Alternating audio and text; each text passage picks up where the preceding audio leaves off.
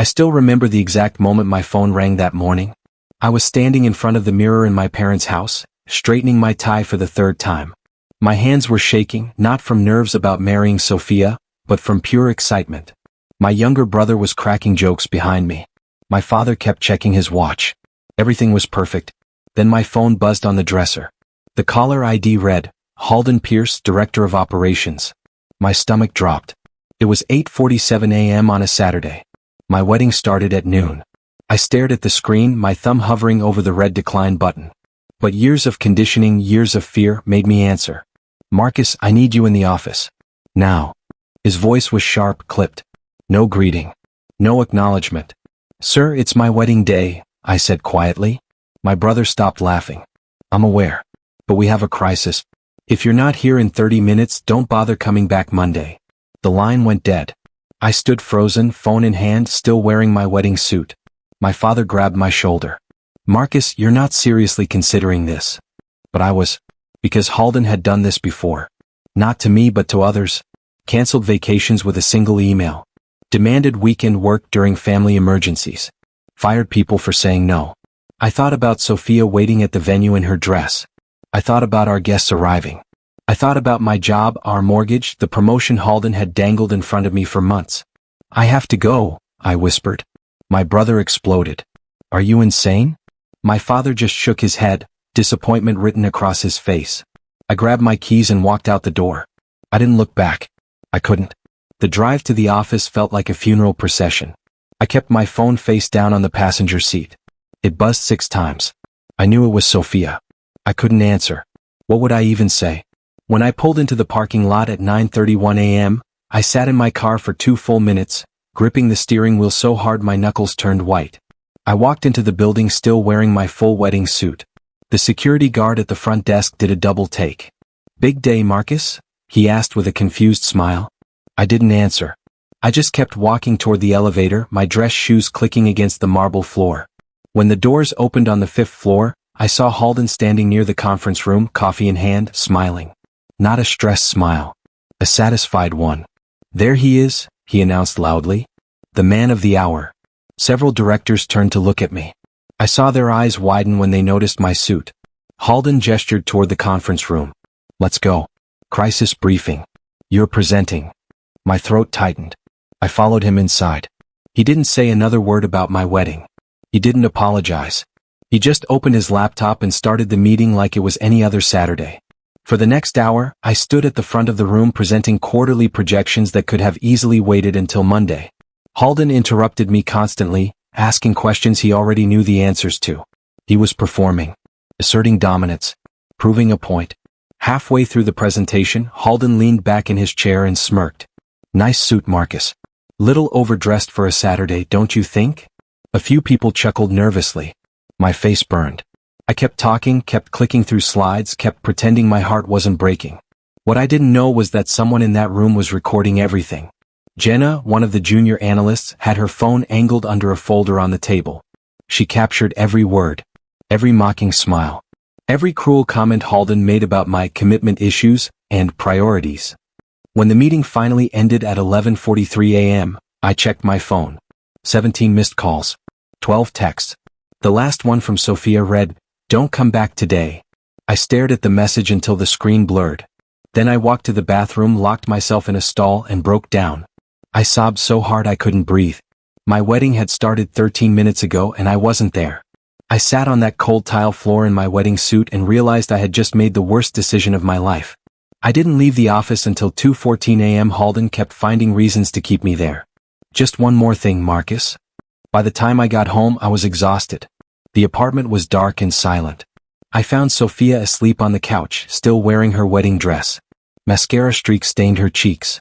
The sight of her broke something inside me. I knelt beside her and whispered her name. She woke up slowly, her eyes red and swollen. For a long moment, she just stared at me. Then she sat up. "You chose them," she said quietly. Not angry. Just hollow. "I didn't have a choice," I tried to explain. "There's always a choice, Marcus. You made yours." We argued for an hour. She said she felt abandoned. I said I felt trapped. She said she couldn't marry someone who let work destroy their life. I said I was trying to protect our future. Neither of us was wrong. Neither of us was right. By 4 a.m. we agreed to take space. Not a breakup, she said. Just time to think. But it felt like a breakup. The next morning, I found an email from HR waiting in my inbox. Subject line: Mandatory Behavior Review Meeting. The HR meeting happened on Monday morning. I sat across from Halden and two HR representatives I'd never met before. Halden wore the same smug expression he'd had on Saturday. Marcus has been displaying disruptive behavior, Halden began, folding his hands on the table. During our crisis review this weekend, he was distracted, unprofessional, and frankly disrespectful to senior leadership. I stared at him in disbelief. I was at my wedding, I said slowly. One of the HR reps shifted uncomfortably. We understand that, she said carefully. But Mr. Pierce has raised concerns about your recent performance and attitude. Halden leaned forward. I'm recommending a formal suspension pending further review. The room went silent. I felt my pulse hammering in my ears. This wasn't about performance. This was punishment for daring to hesitate when he called. Before I could respond, my phone buzzed in my pocket. A text from Jenna. We have more than the video. Much more. I looked up at Halden, and for the first time I didn't feel afraid. I felt something else. Resolve. Over the next 3 days, something strange started happening. People I barely knew began approaching me. A guy from accounting slipped me a folder during lunch. Unpaid overtime logs, he whispered. 3 years' worth. A woman from compliance left a stack of documents on my desk with a sticky note. Falsified safety reports. He signed my name without permission. Another coworker emailed me scanned copies of internal messages showing Halden threatening employees who questioned his decisions. I didn't ask for any of this. I didn't even know these people cared. But they did. They were tired. Tired of being bullied. Tired of watching good people get crushed. Tired of staying silent. By Wednesday, I had a filing cabinet's worth of evidence. Jenna organized it all into a shared folder, password protected and encrypted. We're not just fighting for you, she said one evening after everyone else had left. We're fighting for all of us. On Thursday morning, I found a USB drive on my desk. No note. No name. Just a single file labeled, "Read this first." I plugged the USB into my laptop in a bathroom stall during lunch. My hands were shaking as I opened the file. It was a series of internal messages between Halden and a vendor. The messages detailed illegal shortcuts Halden had ordered to cut costs on a major project. Forged inspection documents. Threats to fire anyone who reported safety violations. Manipulated data sent to regulatory agencies. This wasn't just workplace bullying. This was criminal. I sat there staring at the screen, feeling my entire worldview shift. Halden wasn't just a bad boss. He was dangerous. That afternoon, I received an anonymous email from a burner account. The subject line read, "Check the storage room. 3rd floor. Behind the false panel near the back wall." I looked around the office. No one was watching me. I printed nothing. I forwarded nothing. I just closed my laptop and walked toward the stairs. My heart pounded with every step. When I reached the 3rd floor storage room, I checked over my shoulder twice before slipping inside. The room smelled like old paper and dust. Metal shelves lined the walls, stacked with binders and boxes dating back years.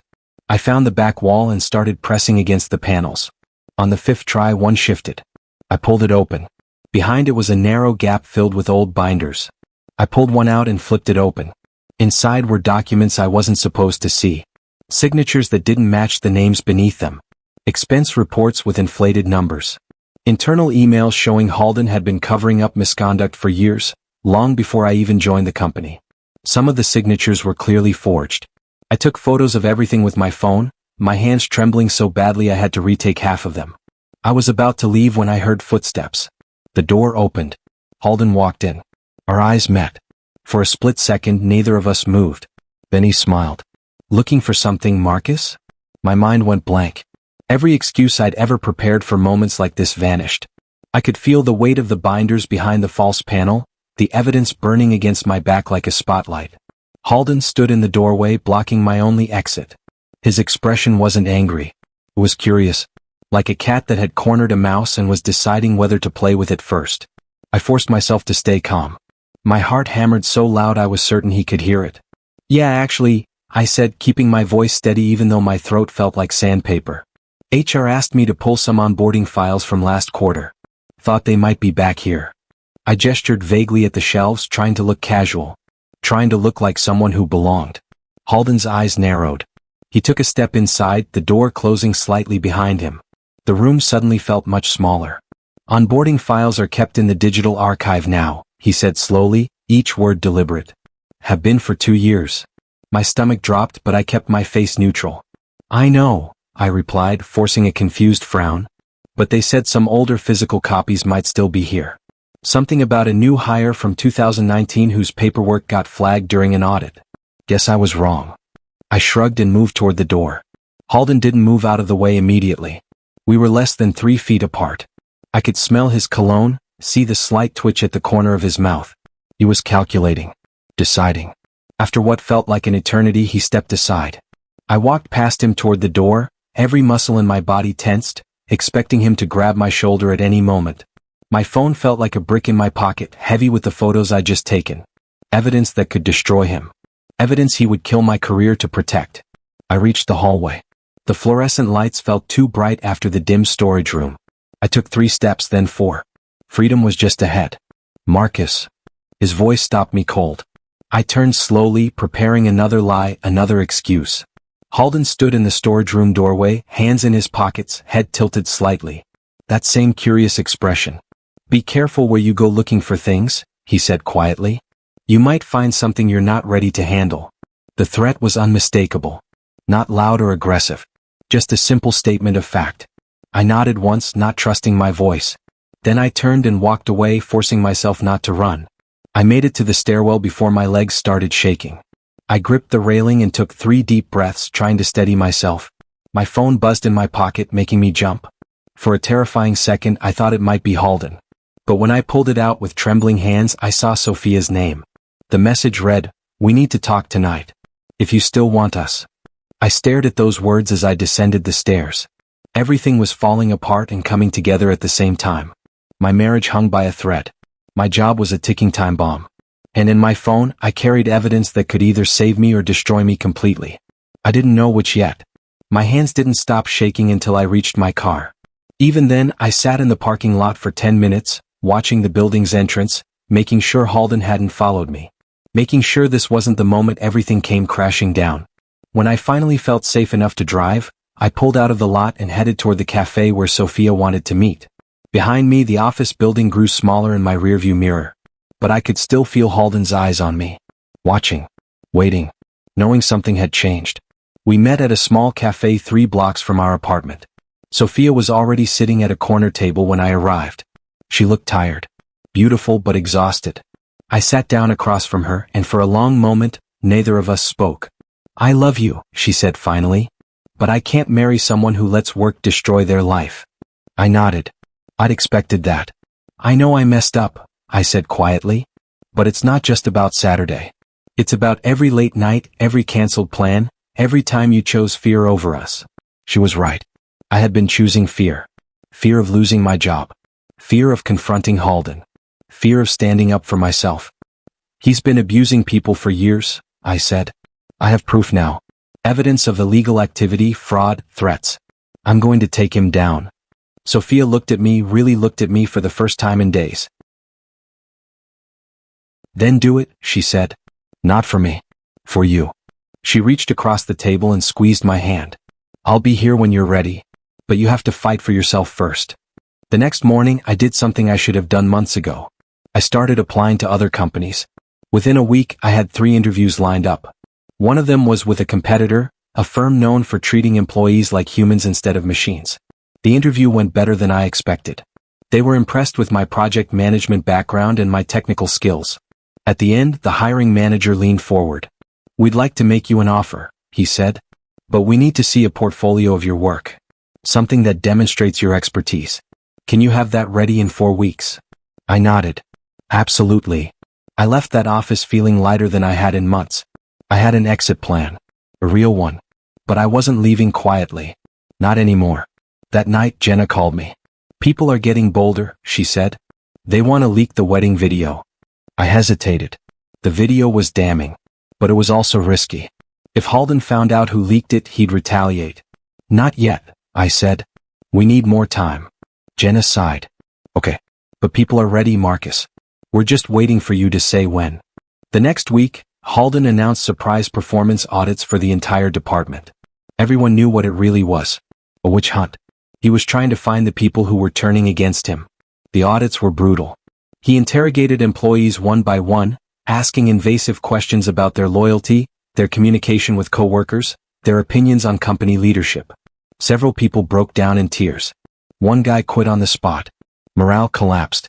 People stopped talking in the break room. They avoided eye contact in hallways. The office felt like a prison. But the resistance didn't stop. It went underground. We communicated through encrypted apps. We met in parking garages and coffee shops off-site. We kept gathering evidence, quietly and carefully. Then one evening, as I was leaving the office, my phone buzzed with a message from an unknown number. Tonight. Parking garage. Level 3. 11 p.m. Come alone. I stared at the message for a long time. Then I typed back, I'll be there. At 10:52 p.m., I pulled into the parking garage and drove up to level 3. It was nearly empty. Just a few scattered cars under flickering fluorescent lights. I parked near the far wall and waited. At exactly 11 p.m., a figure emerged from the shadows. It was Mr. Lewis, one of the senior managers. He'd been with the company for over 20 years. Marcus, he said, approaching my car. I rolled down the window. Get in. He climbed into the passenger seat and handed me a thick manila folder. I've been collecting this for 6 years, he said quietly. Evidence of Halden's misconduct. But I never had the courage to use it. I was afraid of losing my pension. He looked at me with tired eyes. You're not afraid anymore. So I'm giving it to you. I opened the folder. Inside were board-level violations. Financial fraud. Embezzlement. Falsified audits.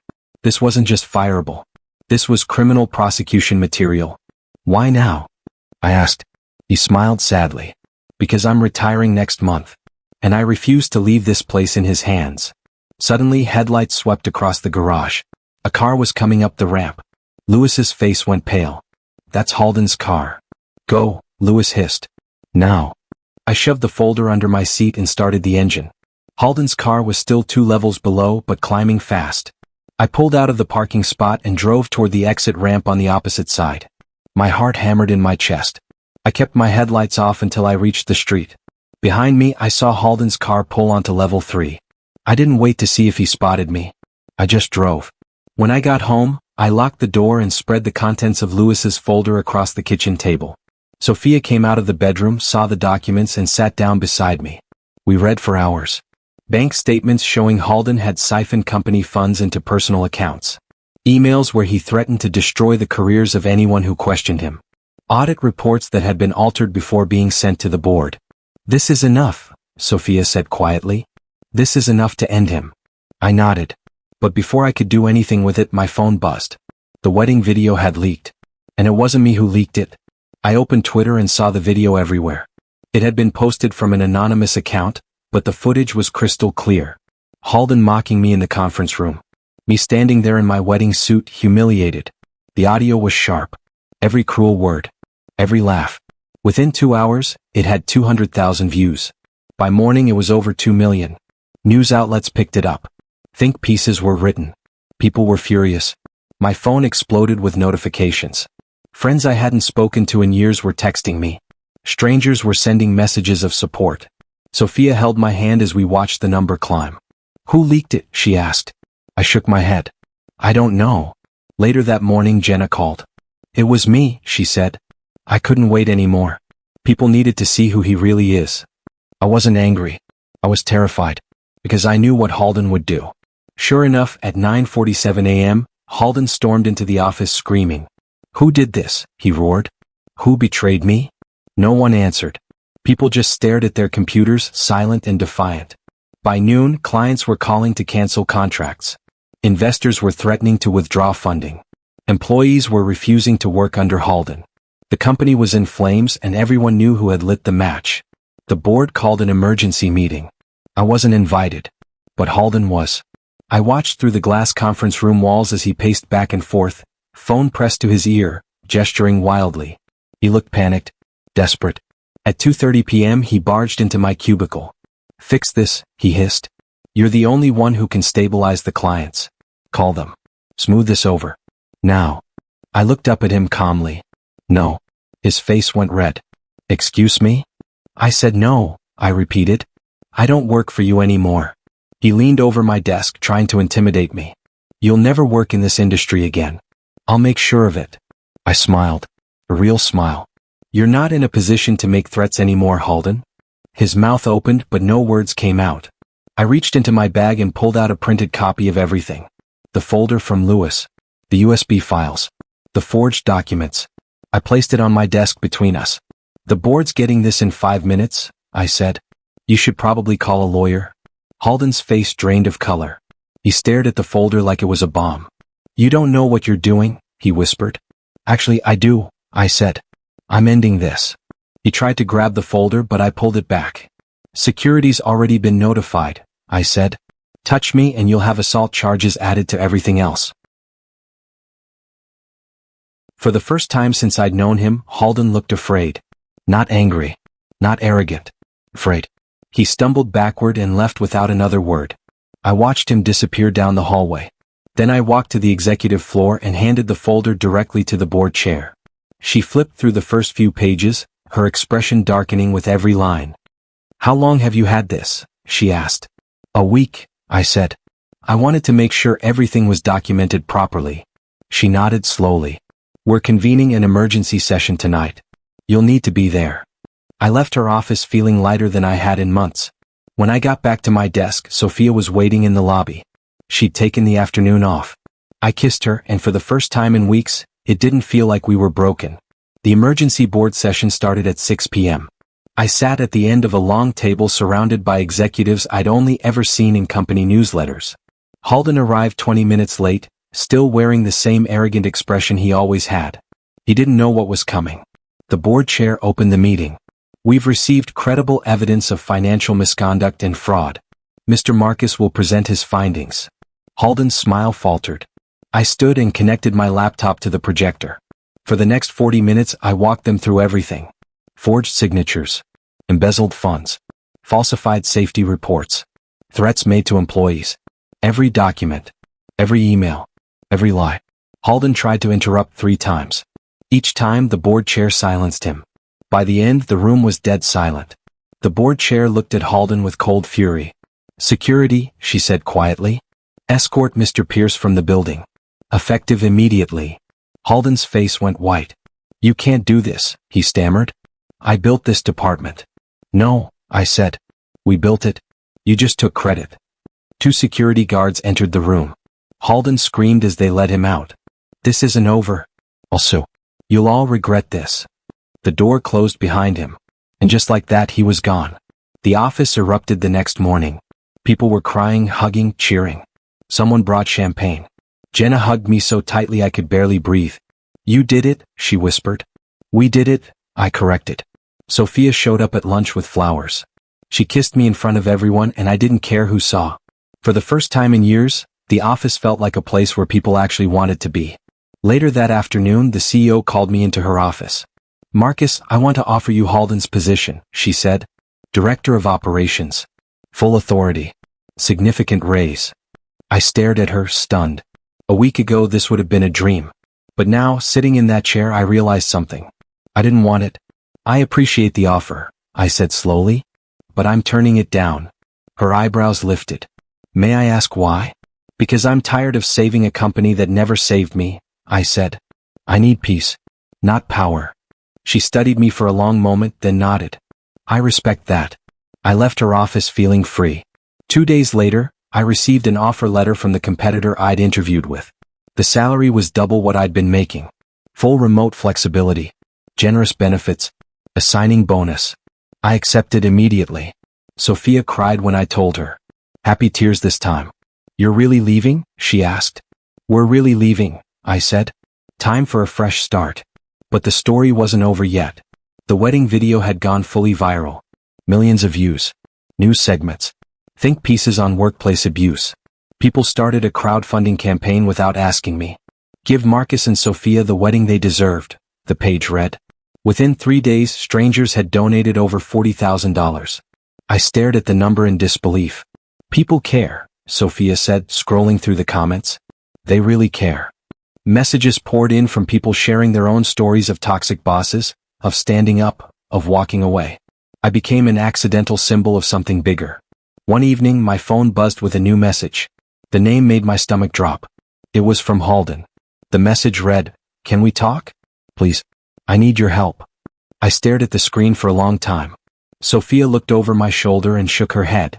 "Don't respond." But I did. I agreed to meet him. Not because I owed him anything, but because I needed closure. We met at a park near the office. Halden looked terrible. Unshaven. Tired. Defeated. "They fired me," he said as I sat down. "The board, the industry. I'm blacklisted. No one will hire me." I said nothing. "I know I made mistakes," he continued. "But I'm asking you, please help me clear my name. Tell them it was a misunderstanding." I looked at him. Really looked at him. And I felt nothing. No anger. No pity. Just emptiness. "No," I said simply. He blinked. "What?" I said, "No. You made your choices. Now live with them." He tried guilt. He tried manipulation. He even tried threats. None of it worked. Finally, I stood up. "Goodbye, Halden." I walked away. He called after me, but I didn't turn around. It started raining. And I didn't care. 1 month later, Sophia and I stood in front of a small outdoor venue surrounded by friends, family, and co-workers who had fought beside me. The sun was shining. The flowers were perfect. Everything felt right. Jenna was Sophia's maid of honor. Mr. Lewis walked Sophia down the aisle since her father had passed years before. As I watched her approach, tears streaming down my face, I realized something. This moment was worth every painful step it took to get here. We said our vows. We kissed. Everyone cheered. During the reception, people gave speeches. Jenna talked about courage. My brother talked about second chances. And when it was my turn, I looked around at the faces of the people who had stood by me when it mattered most. "A year ago, I thought my worth was tied to my job," I said. But I was wrong. My worth is tied to the people who love me. The people who fight for what's right. The people who refuse to stay silent. I raised my glass. To speaking up. To standing firm. And to never letting someone who doesn't value you decide your worth. Everyone raised their glasses. And in that moment, I knew I was finally free. The story didn't end there. It kept growing. Articles were written about toxic workplace culture. Universities used the video as a case study in business ethics courses. I was invited to speak at conferences. I declined most of them. I didn't want to be famous. I just wanted to be happy. Sophia and I moved to a new city. I started my new job, and for the first time in years, I enjoyed going to work. My boss respected boundaries. My coworkers were kind. I went home at 5 p.m. every day. Halden's name occasionally popped up in industry news. Legal troubles. Lawsuits from former employees. He'd built his empire on fear, and it had collapsed the moment people stopped being afraid. I felt no satisfaction in his suffering. Just relief that he couldn't hurt anyone else. One evening, Sophia and I sat on our new apartment balcony, watching the sunset. "Do you regret any of it?" she asked. I thought for a moment. "No," I said. "Not anymore." She smiled and leaned her head on my shoulder. "Good. Because I'm proud of you. Sometimes people ask me if I'd do it all again. If I'd make the same choice on that wedding morning. The answer is complicated. I wish I'd said no from the start. I wish I'd stood up sooner. I wish I hadn't let fear control me for so long. But I also know that some lessons only come through pain. And some battles are only won when you're finally ready to fight.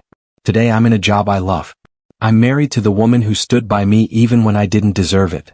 I'm surrounded by people who value integrity over power.